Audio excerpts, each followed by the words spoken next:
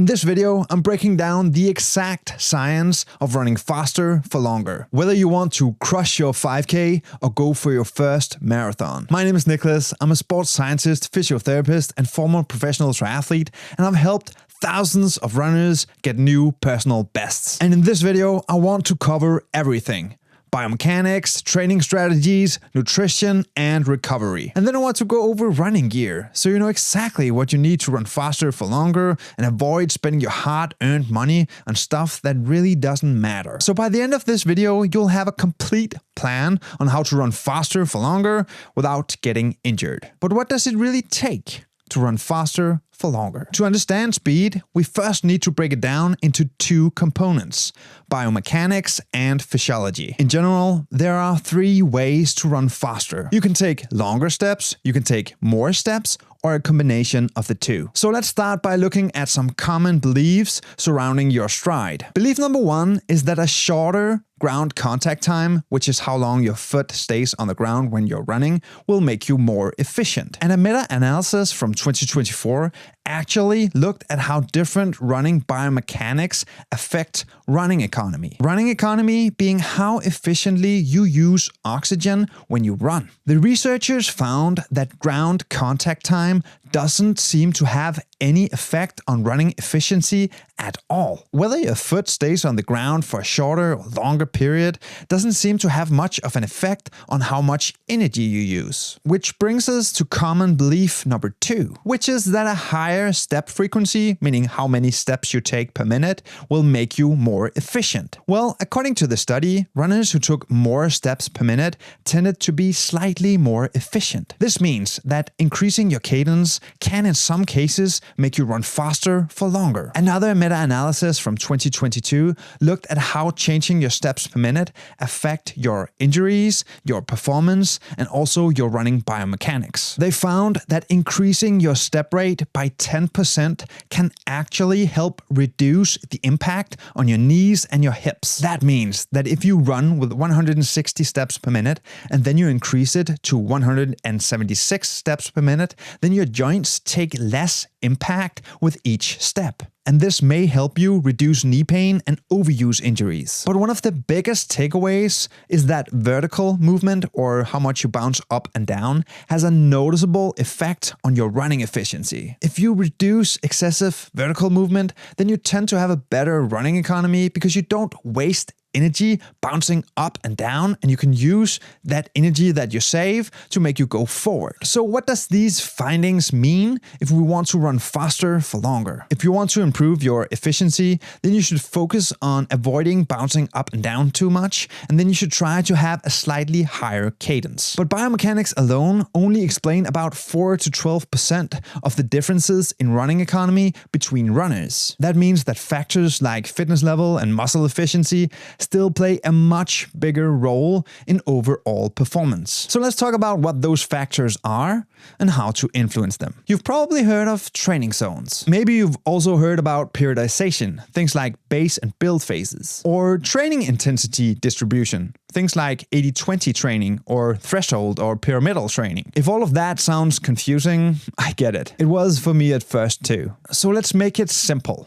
Let's start with the training zones. Some people use 3 zones, some people use 5 zones, and some people even use 7 zones to describe how hard they're training. But in scientific terms, when it comes to endurance training, we really only have 3 zones. And to understand how these zones are divided, you first need to learn about something called lactate. Now, I know it's not the sexiest thing in the world, but stick with me here, I'll make it simple. Think of lactate as a molecule you create more and more of the harder and harder you train. When you start to run faster, at some point you'll start to make more lactate, and when it starts to accumulate in the blood, it's called the aerobic threshold, or the first lactate threshold, LT1. Then you train even harder, and at some point the amount of lactate in your blood will start to make a steep incline in your blood like this. When it does that, it's called the anaerobic threshold, or the second lactate threshold, LT2. See how LT1 and LT2 divides our training into 3 different zones? Zone 1, which is before the first lactate threshold, Zone 2, which is between LT1 and LT2, and Zone 3, which is above the second lactate threshold. This is something we can use to structure our training to run faster for longer, and I'll show you exactly how in a moment. But if you don't have access to measuring lactate, like most normal people don't, then zone 1 is roughly below 70% of your heart rate max, and zone 2 is roughly between 70 to 90% of your heart rate max, and zone 3 is above 90% of your heart rate max. You could also simply think of it as easy, medium, and hard. Like mentioned earlier, some coaches use a 5-zone model where they divide the training like this. Zone 1 and zone 2 is before LT1. Zone 3 and Zone 4 is between LT1 and LT2, and Zone 5 is above LT2. But for simplicity's sake, we'll just use 3 zones in this video. Now that we know about these training zones, how do we use it to our advantage? Or put another way, how much time should we spend in each zone? This is where training intensity distribution, or TID for short, comes in. TID is how much time we allocate to each zone. There are 3 main TIDs that have been studied and proven by science to be the most effective. The first one is a pyramidal model, where you spend around 80% in zone 1, 15% in zone 2, and 5% in zone 3. The second one is an 80-20 distribution, meaning that you spend around 80% in zone 1, then 0 to 5% in zone 2, and then 15 to 20% in zone 3. The reason that it's not exactly 80-20 is that in order to go from zone 1 to zone 3, you first have to go through zone 2, so there'll always be a couple of percentages there. The last training intensity distribution is called threshold training. With this TID, you spend around 55 to 60% in zone 1, at least 35% in zone 2, and 0 to 5% in zone 3. So now you're probably wondering, okay, so should I just pick one of these TIDs and then stick to that forever? Not exactly. This is where things get a bit complicated, but stick with me here. I'll try to make it as simple as I can. So over the years, scientists have discovered that if you mix up your TID in phases, so you train differently depending on the type of phase you're in, then you're going to run faster than if you just stick to the same thing over and over again. This is known as periodization. So think of periodization as the big picture training plan. Basically, how your training and your intensity evolves over time to help you peak at the right time. It's about changing focus at different times to get the best result. On the other hand, training intensity distributions is how hard each workout is in that period. Think of it like this. The periodization is the when, so what phase you're in. The TID is the how. So how your workouts are split between easy, medium, and hard. In a normal linear periodization, we have 4 different phases. The base phase, where the goal is to build endurance. The build phase, where we get a bit more race specific and the intensity increases. The peak phase, where it's all about fine-tuning performance. And the taper phase, where the goal is just to get ready to perform. Most elite athletes also have a 5th phase, which is off-season or deloading. But here's the key. Progression is what ties it all together. Each phase builds on the one before it. You don't just jump straight into high-intensity training. You gradually increase volume, intensity, and specificity so your body adapts one step at a time. So, that was a lot. How do we make sense of all this? Let me give you an example. In the base phase, the goal is to build endurance. Most of the training is low intensity, so we could follow something like a pyramidal model. As we move into the build phase, intensity increases. Maybe more training shifts towards threshold work, making it more of a threshold training split. Then we hit the peak phase and things shift again. High intensity sessions might become more specific with VO2 max work and speed drills. For this, we might use the 80-20 model to fine-tune our performance. Finally, in the taper, the total training volume decreases, but intensity remains, so we might still use the 80-20 split. The goal here isn't to gain fitness, but to absorb all the hard work you've done and get ready for race day. So in simple terms, periodization is the how and the when your training changes over time. And TID is how the training intensity is split up within each phase. Your TID might evolve as you go through periodization to help you train smarter and peak at the right time. So now that we know how to structure our training to run faster for longer, what types of of workouts should we do? When it comes to endurance training, most people think that your VO2 max, or how much oxygen your body can take,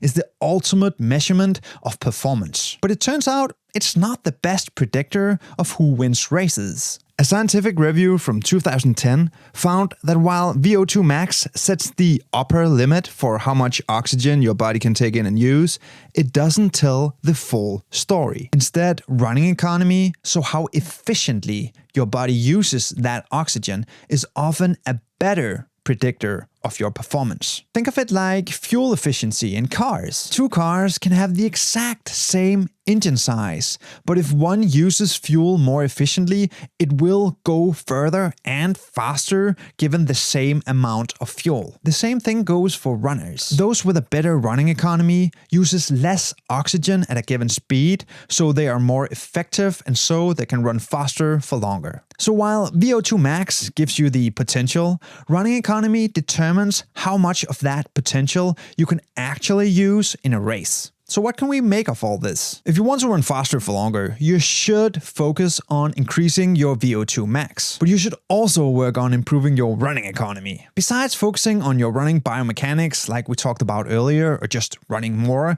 there are 4 more ways you can do that. A systematic review from 2024 found that strength training improves running economy in highly trained runners by increasing force production and reducing oxygen demand at a given pace. The best exercises to use was squats, deadlifts, and power cleans to enhance lower body strength and improve force application. But single leg exercises like Bulgarian split squats can also help by developing balance and stability. And both are essential for efficient running mechanics. If you want a full strength training protocol designed specifically for runners, then check out the link in the description below. The second key to better running economy is what's called plyometrics. Simply put, plyometrics helps us use energy more efficiently. There are a million ways to do plyometrics, but in my experience, doing something like box jumps and then standing tall jumps and something called bounding does the trick nicely. Think of your training this way.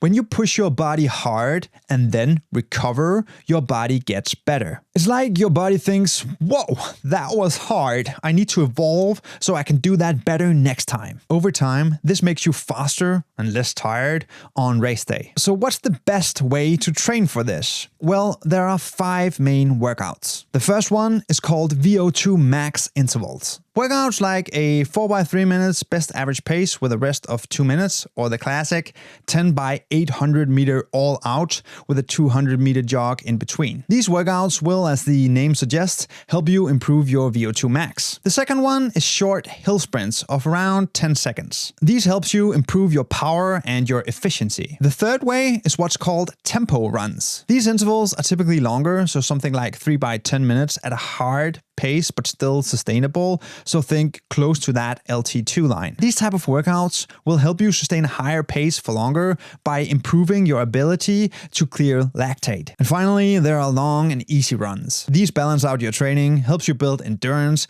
and helps you keep that training intensity distribution in check. By combining all 5, you build speed, efficiency, and endurance. So come race day, your body is ready to perform at its best. But we are still missing one crucial aspect. You see, running economy isn't just about strength and endurance. It's also about how smoothly and efficiently you move. Think of it like fine-tuning a car. When everything works together and runs smoothly, you use less fuel to go the same distance. By doing coordination drills, you basically teach your body to move more efficiently, making you able to run faster for longer. Some of the best drills for this are what's called A-skips, B-skips, and high knees. The reason most runners use these drills is because they reinforce proper posture, your foot strike, and your stride mechanics. But now you're probably wondering, do I need to do all of that all the time? No. It is important to note that overtraining, or training too much, reduces your neuromuscular efficiency and increases your injury risk. In fact, a meta-analysis from 2023 found that you need to have about 21 days of taper leading into a race, and you need to do a deload week where you train less every 3 to 4 weeks. And to avoid overtraining, your training volume matters. but so does your nutrition. The right fuel can mean the difference between hitting your new top speed and getting injured. So let's break down exactly what your body needs to perform at its best, with precise numbers to optimize your fueling strategy. A scientific review from 2017 found that carbs are the most efficient and fastest way of getting energy for high-intensity running. That means that if you are running anything shorter than an ultra marathon, then carbs are your best friend. So how much do you need? It turns out it depends on your training load. On light training days, aim for around 3 to 5 grams of carbohydrate per kilogram of body weight, or 1.4 to 2.3 grams per pound of body weight. On moderate training days, increase that to around 5 to 7 grams of carbohydrate per kilogram of body weight, or 2.3 to 3.2 grams per pound of body weight. And on heavy training days or race days, you might need as much as 8 to 12 grams of carbohydrate per kilogram of body weight, or 3.6 to 5.5 grams per pound of body weight. And what about during your runs? What should you eat? If you're running for more than 60 minutes, research suggests taking in 30 to 60 grams of carbohydrate per hour. This will help you sustain endurance, but it's important to note that the ability to absorb carbs itself is trainable. So you could hit numbers as high as 90 grams of carbohydrate per hour if you've trained your gut. This is why ultramarathons and Ironmans are often referred to as eating competitions as much as a competition on endurance. The athletes who can absorb the most amount of carbs has a huge advantage. But what types of carbohydrates should we eat then? Research suggests that the best combination of carbohydrates mid-run or for endurance is a 2-to-1 mixture of glucose to fructose. This combination has been shown to speed up absorption and avoid stomach issues. Most sports drinks and energy powders follow this recommendation, so if you go with any of the major brands, you're pretty much home safe. But one thing is performance. The other thing is recovery. And those two can't live in a vacuum. It's a constant battle between training hard and recovering. And to recover, you need protein. A scientific review from 2017 found that around 1.6 grams of protein per kilogram of body weight per day, or around 1 gram per pound of body weight per day, will help you build muscle and get better endurance. Even though there's a lot of talk about timing protein after training, it's not as important as most people think. The most important thing is getting enough protein throughout the day. So just aim to get some protein at all your meals. Some of the best sources are lean meats, fish, poultry, eggs, and even protein shakes. But protein won't help you if you don't have your hydration and your electrolytes dialed in. So let's talk about it. Let me just come straight out and say it. Dehydration slows you down. Research suggests that even a 2% loss in body weight due to sweat will reduce your speed and your power output. So how much do we actually need per day? Aim for 35 to 45 milliliters of water per kilogram of body weight per day, or 0.5 to 0.7 ounces of water per pound of body weight per day. Then add about 500 to 750 milliliters per hour of exercise, depending on your sweat rate. On top of that, the American College of Sports Medicine recommends 300 to 600 milligrams of sodium per hour during prolonged exercise and 100 to 200 milligrams of potassium per hour to support muscle contractions. Although most people get enough potassium through their normal diet. I've found that the easiest way to hydrate is sports drinks, electrolyte tabs, and coconut water. So now you're probably wondering, what about when to eat? Does that matter? Well, what you eat and when you eat directly impacts your performance. A study from 2011 found that pre-run meals high in carbs optimize your glycogen stores and help you sustain energy levels during races. So here's a simple way to approach when you eat. 2 to 3 hours before your race, eat the following. 1 to 4 grams of carbohydrate per kilogram of body weight. About 10 to 20 grams of protein for muscle support. and low on fats to avoid digestion issues. During the race, if the race is longer than 60 minutes, eat the following. Aim for 30 to 60 grams of carbohydrates per hour with a mixture of a 2-to-1 glucose to fructose. Get small amounts of sodium, so 300 to 500 milligrams per hour, and maybe even some potassium with 100 to 200 milligrams per hour. And after your race, eat the following. Around 1 gram of carbohydrate per kilogram of body weight within the first 30 minutes after your race to replenish your glycogen stores. 20 to 40 grams of protein to help you rebuild muscle. And then rehydrate with electrolytes. But what about gear? Can the right gear actually make you faster? Yeah. A scientific study from 2018 actually found that carbon plate shoes, also known as super shoes, improve your running economy by 4% on average. I'll let it be up to you if a 4% increase in running economy is worth the money, but to me, it is. Then there's heart rate monitors and foot pods, and they can help you with pacing. But research has also shown that excessive tracking can backfire and actually make you perform worse. So what about supplements? Research has found that caffeine and what's called beta-alanine improves performance for endurance runners. And creatine may help with sprints, but not with VO2 max and endurance. There's also some promising research surrounding ketones, but to be honest, most other stuff don't really work, so be careful how you use your money. So if you want to run faster for longer, it's not just about running more. It's about training smarter, getting stronger, fueling the right way, and choosing the right gear. And if you want a complete 50-day plan that uses all of these principles, then go check out this video next.